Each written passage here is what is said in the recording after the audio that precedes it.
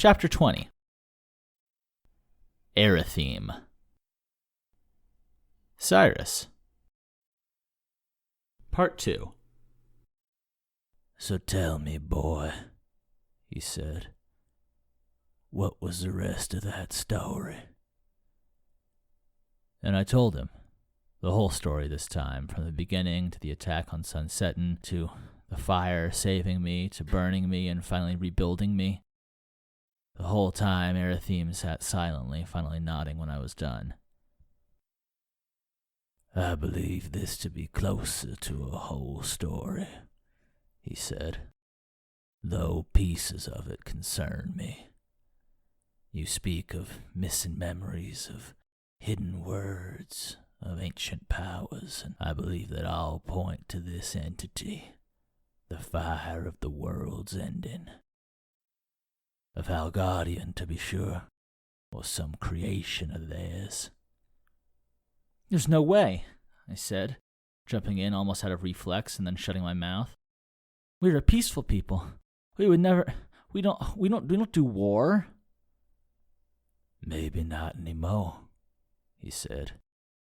"But to say that they would never, that's just not true." How do you know?" I asked.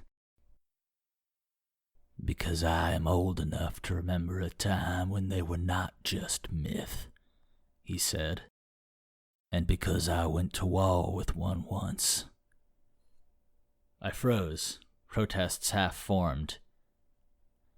"Far away from here, when I was very young," he said, "I fought a Valgardian.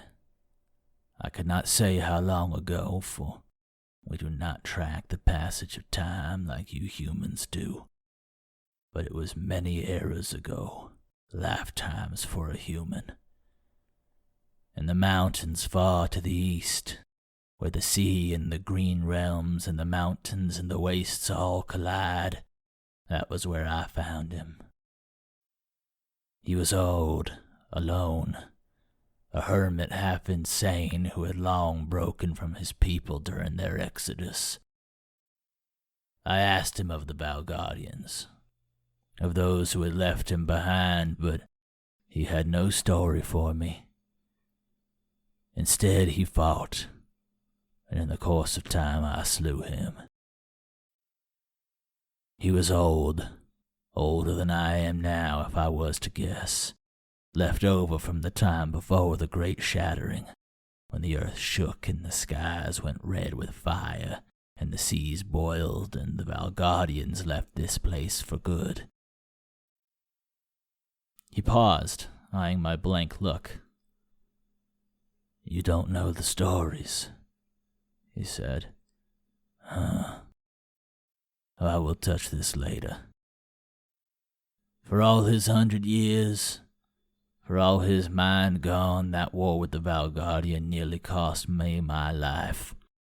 His power was great, far greater than mine, and I still bear the memory and the scars of that battle." That sent my mind spinning. Someone more powerful than Aerithim? That concept was beyond comprehension to me. You do not have the same," he said frankly.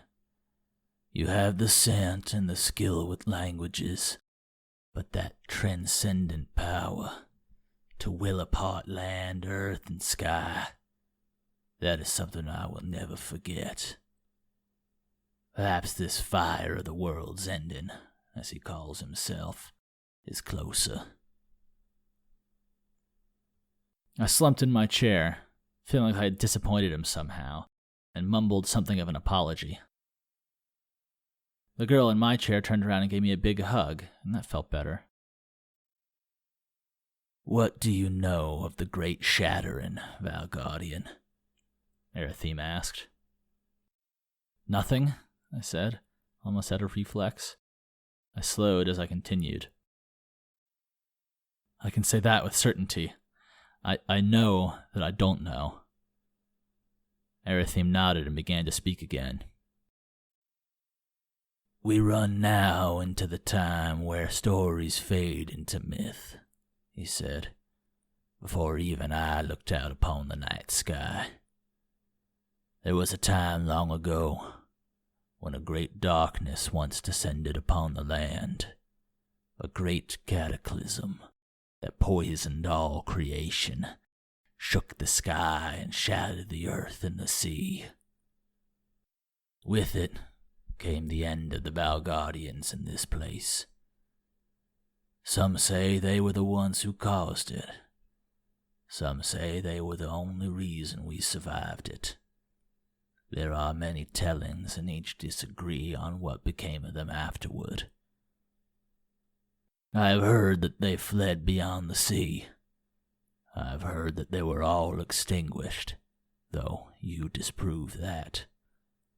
I know not which is the truth, and there are scarce beings who have lived long enough to remember that time. He grumbled. Perhaps it is a shame, then, our people's will for the moment. For now, in these trying times, the wisdom of that far history eludes us.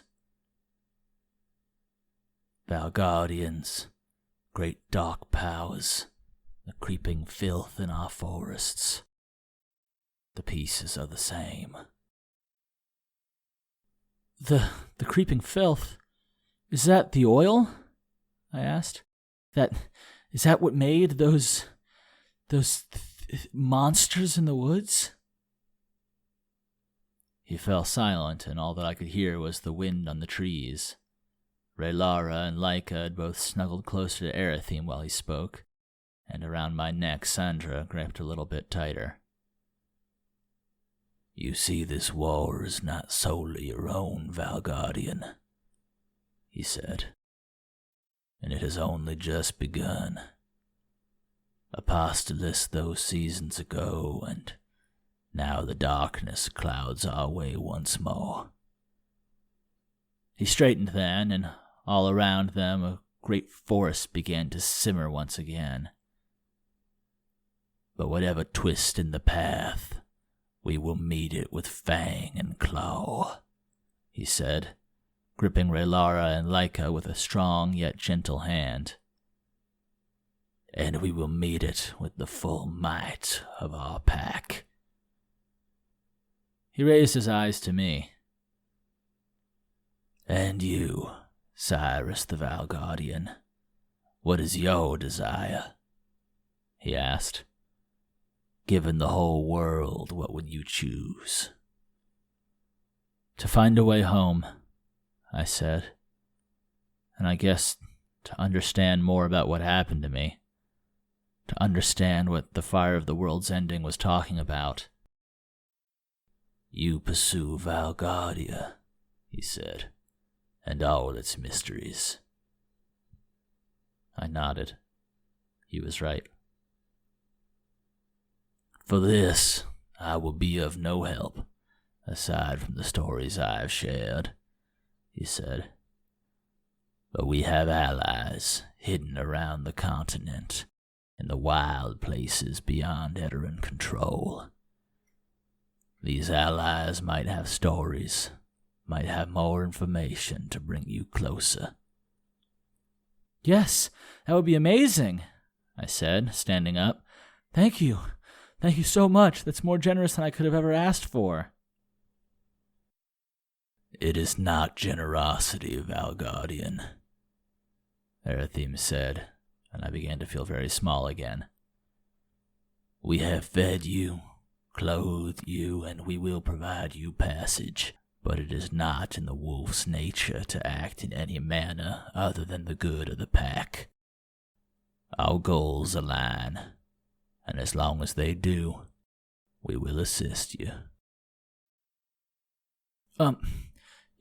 Yes, of course, Aerithim, I said. I did not want to ask what would happen if our goals no longer aligned, or if our goals crossed. Raise your head, Cyrus of Valgardia, he said.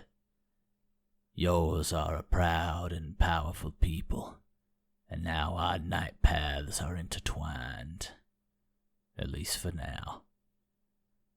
I will send Tristan to guide you on the rest of your way, a familiar face for the journey. Thank you, I said. Feeling like that was lacking, I bowed my head again. It's been an honor to share your table and your home, Aerithim. I promise that I will remember this in my heart and defend your pack when the fight comes. Aerithim nodded, satisfied. You speak well, and you speak true, he said. If our paths cross again, I hope it will be in celebration. Ride well, Cyrus of Valgardia.